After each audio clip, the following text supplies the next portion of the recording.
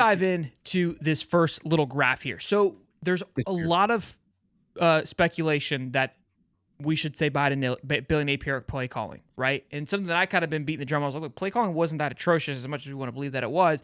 Was it the greatest? No, but it really wasn't that bad. It was everything surrounding it that caused it to be issues. And we're going to get into boom and bust plays later, which plays a factor into that too.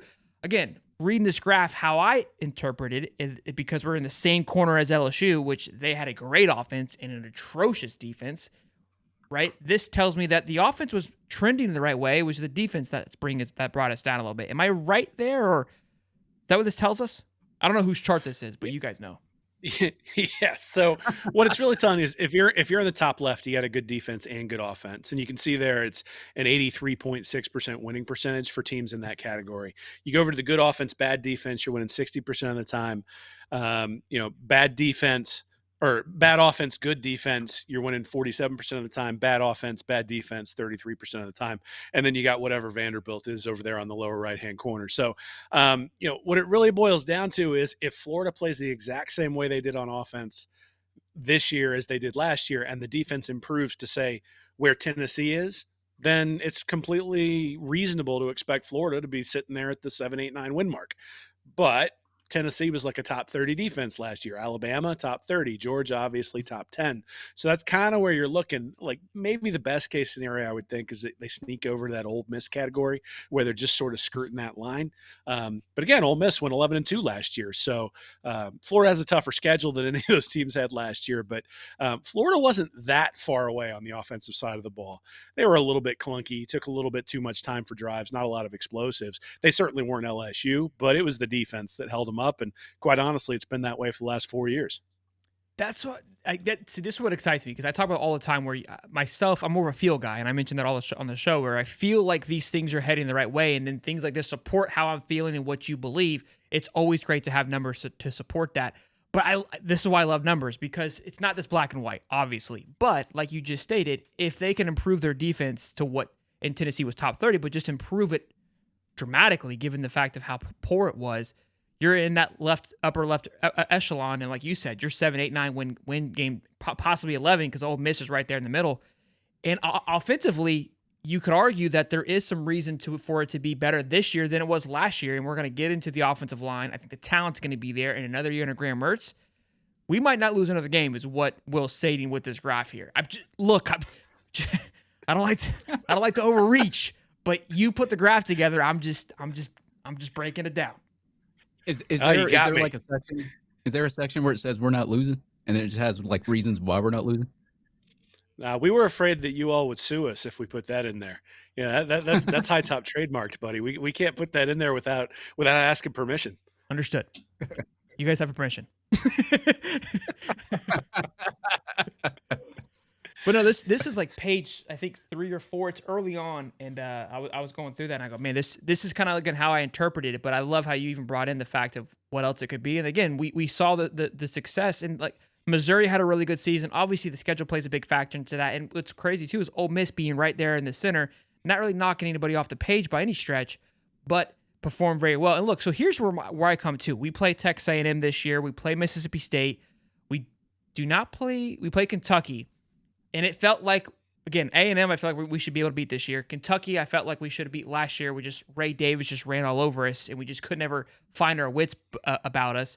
And look, so this is telling me, we more than likely we should have beat those teams, given this chart here. Now, obviously, the entire year gives you this data, but that's where those things excite me too, because we are playing 3 of these teams next year, which gives us good hope and belief. 4 teams could play Arkansas as well. That there's possibly 4 wins right there off just this chart alone if things continue on the progress they look like they will be. Yeah, I mean, that's one of the interesting things when we started looking at the schedule. Like Nick and I put together a feature, it's called Win, Lost, or Toss in the magazine as well. And there's not a whole lot of W's that we marked down, but there's not a whole lot of L's.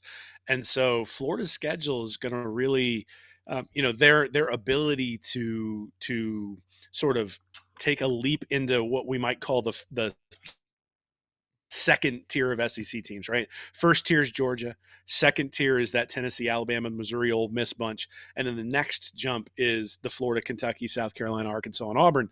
And really, from a recruiting perspective, only Auburn and Florida have the horses to be able to make a leap into that Tennessee, LSU, Alabama segment. Right now, Missouri, I suspect, is probably going to come down. They were 5-0 in one-score games last year.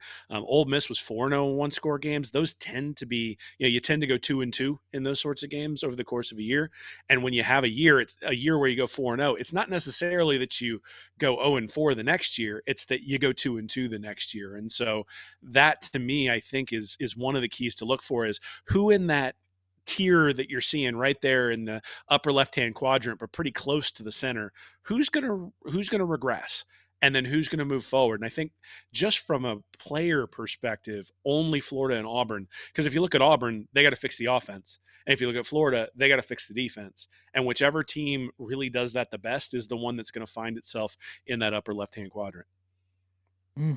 I love that. Let me do this real quick. Perry Mason says, Will, got your magazine today. Can't wait to read it. Nick as well. And then, can I read this page? It's the page where you have your toss-ems and pick-ems. Because I thought go for it. So, Will, you've got 5 wins, 3 losses, and 3 toss-ups. Your toss-ups being UCF, LSU, and Kentucky.